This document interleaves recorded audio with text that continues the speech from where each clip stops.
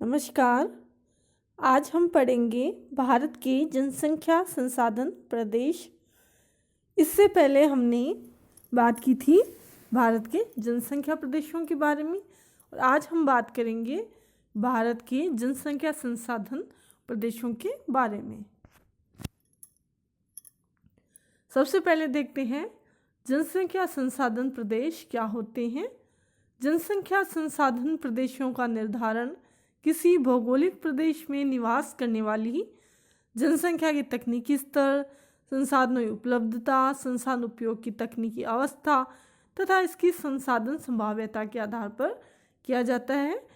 यानी कह सकते हैं कि जनसंख्या संसाधन प्रदेशों का जब निर्धारण किया जाता है तो उस प्रदेश में जो जनसंख्या रह रही है उसका प्रौद्योगिकी जो विकास है वो किस स्तर का है, वहाँ पे कितने संसाधन कितनी मात्रा में उपलब्ध है, संसाधन उपयोग की जो तकनीकी अवस्था है यानी कि कोई संसाधन उपलब्ध है उसके बारे में जानकारी है लेकिन उसके उपयोग करने की तकनीकी अवस्था यानी तकनीक है या नहीं है, तथा इसकी संसाधन संभाव्यता यानी कि ये अभी जो प्रदेश है वो स्थिति में नहीं है कि वो संसाधनों का उपयोग कर पाने में समर्थ नहीं है लेकिन वहाँ पर संसाधन पाए जा रहे हैं, इस वजह से वो एक संसाधन संभाव्य प्रदेश कहा जा सकता है।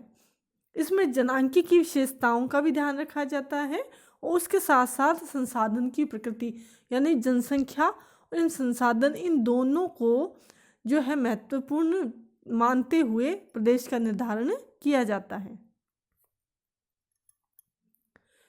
प्रोफेसर पी सेन गुप्ता ने भारत की जनांकी की विशेषताओं, सामाजिक आर्थिक विकास का जो स्तर है तथा जनसंख्या एवं संसाधनों की संभाव्यता को आधार मानते हुए भारत को 3 मुख्य जनसंख्या संसाधन प्रदेशों में विभक्त किया है। फर्स्ट है इसमें गतिशील जनसंख्या प्रदेश, डायनेमिक पॉपुलेशन रिसोर्स रीजन। जो सेकंड है वो है भावी या संभावित जनसंख्या संसाधन प्रदेश, प्रोस्पेक्टिव पॉपुलेशन रिसोर्स रीजन। और जो थर्ड है समस्यात्मक या विकास विमुखी जनसंख्या संसाधन प्रदेश, डिप्रेस्ड पॉपुलेशन रिसोर्स रीजन। इन्होंने गतिशील एवं संभाव्य जनसंख्या संसाधन प्रदेशों को 5-5 भागों में बांटा है और जो तीसरा समस्यात्मक डिप्रेस्ड जो पॉपुलेशन रिसोर्स रीजन है उसको 9 भागों में विभक्त किया है। इस प्रकार टोटल कितने जनसंख्या संसाधन प्रदेश हो गए? 19 जनसंख्या संसाधन प्रदेशों में विभक्त किया है। सबसे पहले बात करते हैं गतिशील जनसंख्या प्रदेश के बारे में। गतिशील प्रदेश वे हैं जो अग्रगामी औद्योगिक प्रदेशों को सहायता प्रदान करते हैं तथा प्रबल रूप से वैज्ञानिक एवं तकनीकी स्तर पर संवर्धित नगरीय जनसंख्या प्रधान क्षेत्र है, यानी औद्योगिक दृष्टि से विकसित है और अधिकांश जनसंख्या कैसी है? नगरीय जनसंख्या है। द्वितीयक और जो तृतीयक जो कार्यकलापों में लोग संलग्न हैं। इसके बाद में गतिशील प्रदेशों को 5 भागों में विभक्त किया गया है। फर्स्ट पश्चिम बंगाल का डेल्टा, सेकंड गुजरात एवं महाराष्ट्र प्रदेश, जो थर्ड जो है वह है तमिलनाडु का क्षेत्र, फोर्थ पंजाब का मैदान तथा गंगा यमुना दोआब क्षेत्र और जो फिफ्थ है दक्षिणी पूर्वी कर्नाटक पठार। इस प्रकार के जो प्रदेश है वो उन्नत औद्योगिक क्षेत्र होते हैं और नगरीय जनाधिक्य वहन करने वाले क्षेत्र यानी नगरों में जनसंख्या बहुत ही अधिक जनाधिक्य की स्थिति तक पाई जाती है। ग्रामीण जनसंख्या को सर्वाधिक आकर्षित करने वाला पश्चिम बंगाल का डेल्टा प्रदेश से काफ़ी जनसंख्या पाई जाती है, जनघनत्व यहाँ पर पाया जाता है। महाराष्ट्र एवं गुजरात में मुंबई, नागपुर, शोलापुर, सूरत आदि केंद्रों पर आधारभूत सुविधाओं के विकास द्वारा द्वितीयक एवं तृतीयक क्रियाकलापों का तेज गति से केंद्रण हुआ है। गत्यात्मक जनसंख्या संसाधन प्रदेशों में पंजाब का मैदान एवं गंगा यमुना दोआब संसाधन संभाव्यता की दृष्टि से एक विशेष प्रदेश है और यहाँ पे सबसे अधिक जो है कृषि संसाधन विकसित हुआ है क्योंकि मैदानी जो भाग है वो वहाँ भी जलोढ़ मिट्टी पाई जाती है, नदियों द्वारा जुलाई जाती है जो काफ़ी उपजाऊ होती है, उर्वर होती है, जिसकी वजह से इन मैदानों में कृषि जो कार्य है वो बहुत ही सुगमता से किया जाता है। दक्षिणी पूर्वी कर्नाटक के पठार का विस्तार तुमकुर, बेंगलुरु, कोलार जिलों में है। इनमें जो बेंगलुरु जो है वो बहुत तेज़ी से विकसित करता हुआ नगर है और ये इलेक्ट्रॉनिक्स जो है टेक्निकल जो है इस प्रकार के उद्योग है यहाँ पे बहुत ही विकसित हुए हैं। दूसरे जो है प्रदेश है वो है संभाव्य जनसंख्या संसाधन प्रदेश। ये प्रदेश जहाँ संसाधन संभाव्यता अधिक है किंतु तकनीकी ज्ञान का अभी भी अभाव है तथा संसाधनों के तकनीकी रूपांतरण हेतु सामाजिक आर्थिक अवरोध अभी भी उपस्थित है। ये प्रदेश ऐसे हैं जहाँ पे संसाधन तो प्रचुर मात्रा में है लेकिन टेक्निकल जो ज्ञान है वो कम है, तो इतना ज्ञान नहीं है कि उन संसाधनों को प्रयोग में लाया जा सके, और क्योंकि संसाधन के लिए अच्छी तकनीकी नहीं है तो इस प्रकार से कई अवरोध है, सामाजिक अवरोध है, आर्थिक अवरोध है, सामाजिक अवरोध है, जैसे पिछड़ापन है, विचारों में पिछड़ापन है, शिक्षा का जो अभाव है या शिक्षा की कमी है, आर्थिक अवरोध है, जिन क्षेत्रों में जो पूंजी का अधिक निवेश नहीं हो पाया है, ऐसे कुछ अवरोध हैं वो भी उपस्थित हैं। संभाव्य या आशावान जनसंख्या संसाधन प्रदेश कहा जाता है और इन प्रदेशों को फिर निम्न 5 भागों में बांटा गया है। उत्तरी पूर्वी प्रदेश, गोदावरी बेसिन, अरावली पठार, पहाड़ियाँ तथा मालवा का पठार, पश्चिमी दक्षिणी कर्नाटक पठार तथा गोवा क्षेत्र, ब्रह्मपुत्र घाटी। इनमें जो उत्तरी पूर्वी प्रायद्वीपीय पठारी क्षेत्र में भारत की सर्वाधिक खनिज संपदा उपलब्ध है लेकिन संसाधनों का अभी तक दोहन नहीं हो पाया है। गोदावरी बेसिन का विस्तार पठारी भागों के दक्षिण में तेलंगाना का पठार एवं आंध्र तट तक है। यहाँ पे संसाधनों विकास की जो दर है वो काफ़ी धीमी है। राजस्थान के अरावली एवं मालवा का पठार में केवल वे ही क्षेत्र विकसित हुए जहाँ पूर्व में राजनीतिक गतिविधियाँ सक्रिय रही है। यहाँ तांबा, सीसा, जस्ता, अभ्रक, जिप्सम आदि खनिज पर्याप्त मात्रा में है जिन पर आधारित उद्योगों के विकास की संभावना है। कर्नाटक पठार जो गोवा प्रदेश है उसके 2 भाग हैं, मालनाड तथा मैदान। मालनाड में वन एवं जल विद्युत शक्ति एवं खनिज संसाधनों की संभावना है, जबकि जो मैदानी क्षेत्र है वहाँ पे धात्विक खनिजों की संपन्नता अधिक है जिस पर आधारित उद्योगों के विकास की संभावना है। अगला जो है अंतिम इसमें ब्रह्मपुत्र घाटी, ये देश की सर्वाधिक जल विद्युत संभावना यानी कि सबसे अधिक जल विद्युत की संभावना वाला क्षेत्र है।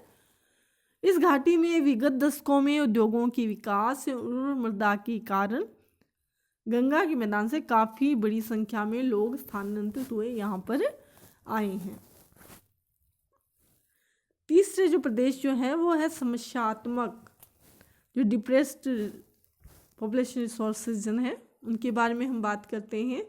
समस्यात्मक प्रदेश वे हैं जो कम से कम अपने निकट भविष्य में विकसित होने की संभावना कमी रखते हैं।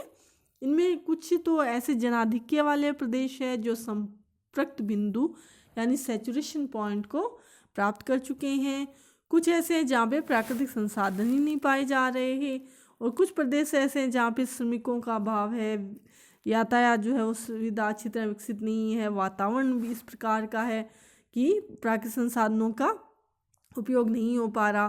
तो ऐसी कुछ समस्या वहाँ पे विद्यमान है जिनकी वजह से इन प्रदेशों के निकट भविष्य में ऐसी संभावना नहीं है कि वो विकसित होंगे। इन प्रदेशों को पुनः 9 भागों में विभाजित किया गया है।